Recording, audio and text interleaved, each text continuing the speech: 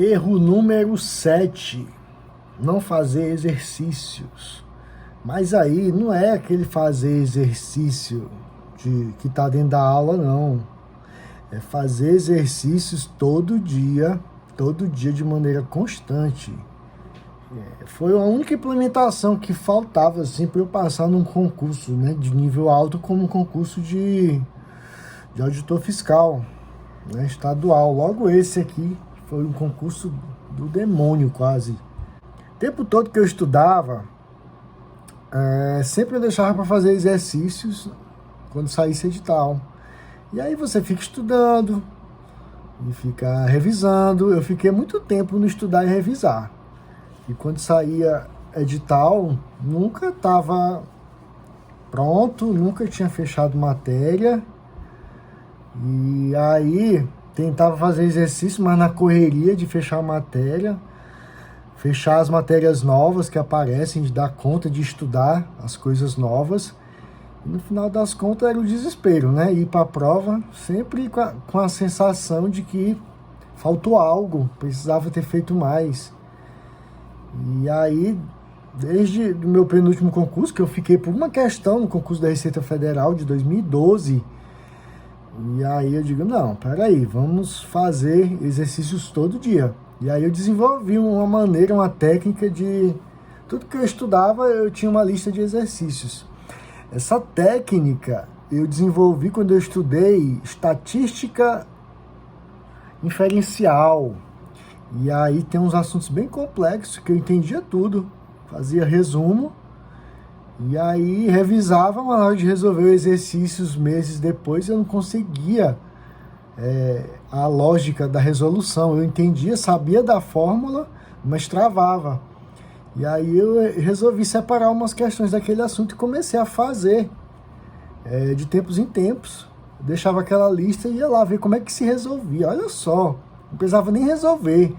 De tempos em tempos eu só ia ver como é que se resolvia as questões mais difíceis de um assunto. E isso já fez eu turbinar a minha forma de resolver questões.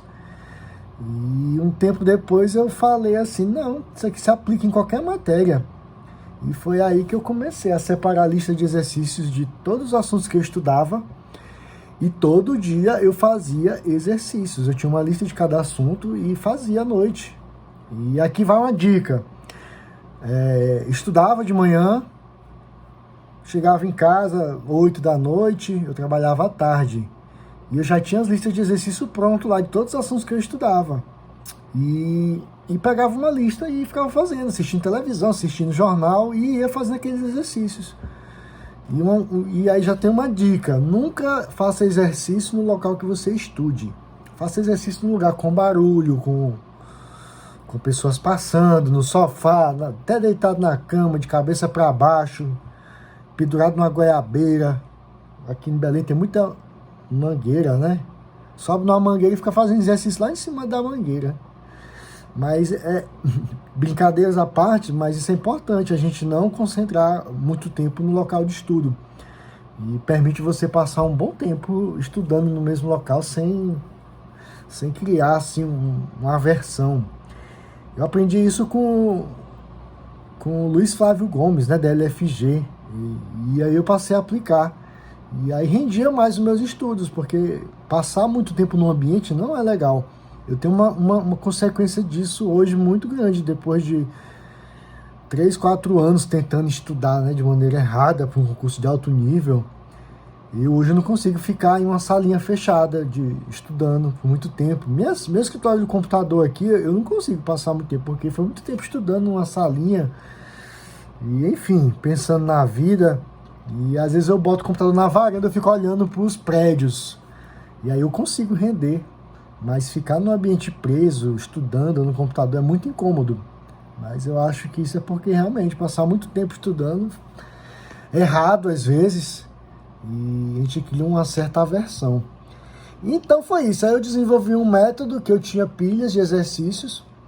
E o detalhe é que tudo seguia de maneira independente. O estudo, ele segue uma rotina normal. Tem matéria que eu estudava em um dia, tem matéria que eu estudava 3 dias. Mas todo dia eu tinha o que revisar, porque era um controle que eu vou disponibilizar depois, um calendário de revisão cíclico. E aí pode passar 1 ano, 2 anos, tem que estar lá um controle bem efetivo de revisão. E a revisão eu fazia sempre antes de dormir, porque eu dava um aviso para o cérebro: olha, cérebro, isso aqui tu tem que lembrar. E aí ele vai entendendo e guarda na memória permanente. Eu já expliquei isso no vídeo lá de como o cérebro memoriza, né? E o exercício eu fazia. Quando eu chegava do trabalho, 8, 9 horas, pegava minha listinha lá de exercícios, às vezes 30 questões. E aí vem um detalhe. Você fazendo 30 questões por dia, que às vezes não leva nem 30 minutos, e em 6 meses você faz quanto? 5.400 questões. Se o concurso levar 1 ano, você faz mais de 10.000 questões. Isso você refazendo as listas de exercício. Então, 30 questões por dia aí de questões que você refaz do que você já estudou, em 1 ano você faz 20, 30 mil questões. E você entra num seleto grupo de 1%, de 1 não, né? 0,5%. Vou botar 0,5% aí dos seus concorrentes, que não existe concorrente, né? Concorrente é só você fazer algo que ninguém faz. Pronto. Não é à toa que no concurso aqui da SF 2013, de 100 vagas, só preencheram 60. Sobraram 40 vagas. Precisava de concorrência? Não. Quem enfrentou a si mesmo, né, e conseguiu se organizar, deu conta. Até porque quando sai o edital tem muito assunto novo. E aí vai fazer questão daquilo tudo que você já estudou? Não. Quando sai o edital é só assunto novo, lei seca, exercício e correr para o abraço. Se você resolve fazer 2 listas por dia de exercício, vamos supor um concurso são 15 matérias, cada matéria 15 assuntos, já dariam 225 assuntos. Se cada assunto desse você tiver uma lista de exercício, em 225 dias, você fazendo uma só, você faz aí quantos exercícios mais ou menos? Se a gente botar uns 30, uns 7.000. E se você resolver fazer 2 por dia, em 200 dias você faz 14.000 exercícios. Então tudo é pingado, tudo é de pouquinho, tudo é na paciência, que isso ao longo de 6 meses com a constância, você entra num seleto grupo aí de 0,5% dos estudantes aí para uma prova que fizeram muitas questões. E, por último, questão não é responder uma questão e depois conferir lá que acertou e pronto. Não. Se a questão tem 5 opções e pede acerta a letra E. Você tem que saber na letra A o que é que está errado e o que seria o certo. Na letra B você tem que saber o que é que está errado. E isso sim é resolver um exercício. Não é só acho que é essa, depois confere o gabarito e acertei. Não. E, enfim, de 30 questões eu acertava em média 90%, às vezes 100%. E sempre fazia a mesma lista de questão. Detalhe, a mesma lista de questão. Se você for pegar ela 2, 3 meses depois, você nem lembra. Mas você tem que treinar o raciocínio da resolução da questão. É isso que importa. E aí, eventualmente, você faz uns simulados, pega umas questões diferentes para você ver se acha algum assunto novo que você ainda não viu, que não está nos seus resumos e nem na sua lista de questões, e qualquer coisa você adiciona, cria uma listinha extra de exercícios de assuntos difíceis, e enfim. E é isso, mesmo não querendo falando, já está aí, quase 9 minutos.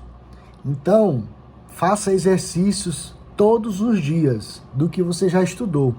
E detalhe, quando você coloca as matérias de maior peso no início dos seus estudos, você, quando passa o tempo, 4 meses, 6 meses, você já fez várias vezes os exercícios daqueles assuntos, você já está dominando. Existe para mim um nível de domínio de um assunto, quando você entende, quando você aprende, quando você começa a memorizar e quando você começa a exercitar. E aí depois de um certo nível, pronto, você tem domínio daquele assunto.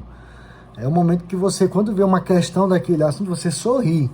Na prova você vê que fez uma questão igual àquela com valores diferentes. Então isso aí é o nível mais elevado do conhecimento de um assunto. É quando você faz várias vezes os exercícios daquele assunto.